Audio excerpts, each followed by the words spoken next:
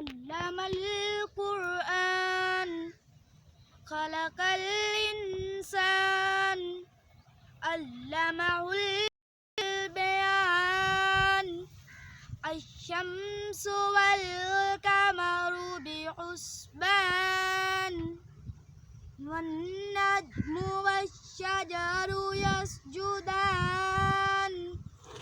والسماء رفعها ووضع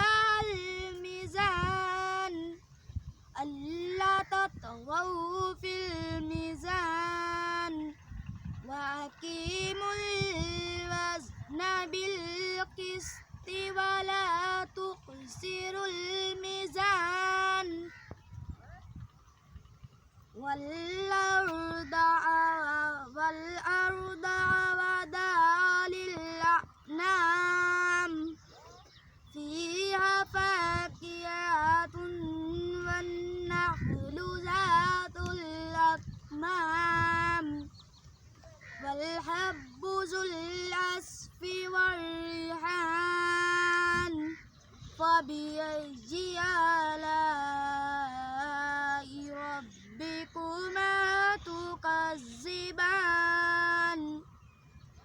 خلق الإنسان من صلصال كالفخار وخلق الجان من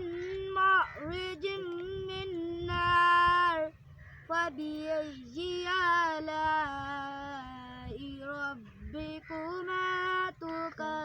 تكذبان رب المشرقين ورب